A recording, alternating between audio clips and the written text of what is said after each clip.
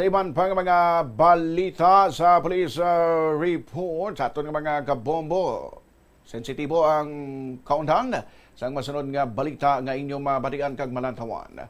Patay ang isa ka lalaki matapos nga ginlamon sang harvester sa barangay Hanipaan, Weste, Cabanatuan, Iloilo. Ang biktima mo si alias Jose, 57 anyos, pamilyado kag residente sang barangay Hanipaan, Ulo, Cabanatuan. Sa interview sang Bombo Radio sa anak sang biktima nga si Gerson Tirados, may rason sila nga magduda sa ginapahay nga aksidente. Sunod sa iya antes matabo ang insidente ginpangayo sang driver sa iya amay nga limpyuhan ang bahin sang harvester, partikular ang threshing drum.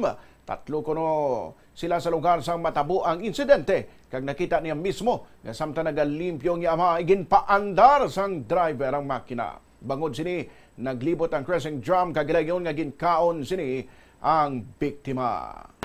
Amalat na no, nakadalinas. Teko na kadalinas to, hindi to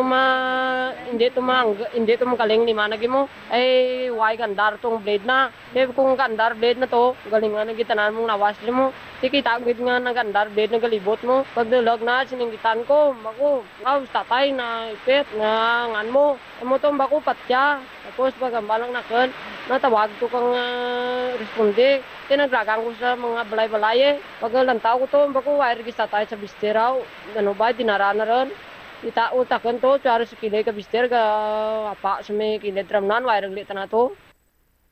Si Gerson Tirados ang anak sang biktima. Sa separado naman nga interview sang Bombo Radio kay Police Lieutenant Veto Bastiero Jr., ang Deputy Chief of Police sang Cabanatuan Municipal Police Station.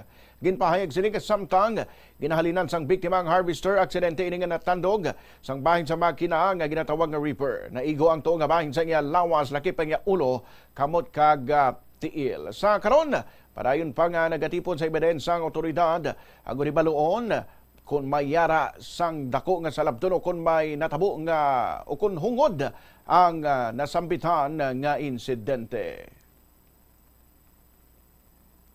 So nagsunod ang part ng ilawas, ang right side niya nga naigo ang part ng ulo niya, ang utod ang tuo niya kamot ang iyang paa, no? So mo tong resulta ginhingagaw pa siya diri sa Ramon Tabiana District Hospital sa Banwa sa Cabanatuan.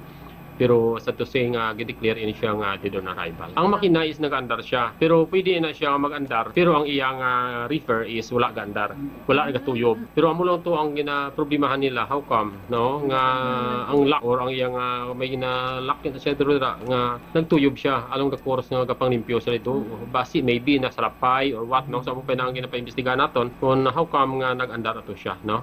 Muna subong nangin resulta ini sa ang insidente.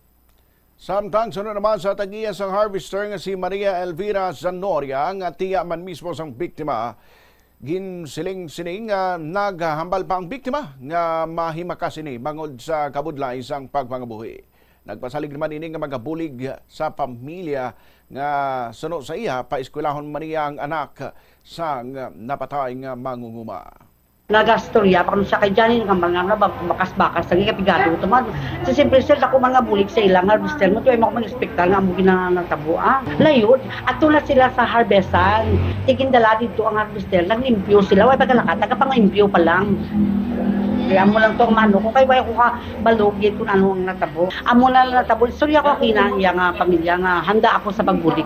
Handa dito. Handa gid ako sa pagbulig nga blos mo na. Pati ang bata niya paispilahon ko. Ti nagambala nga bata niya nga suba nga anti way kasala sinaya kay disgrasya. Ako nahalos pa lang hindi ako magsugot ano bala. Nabalikan si Elvira Zanoria.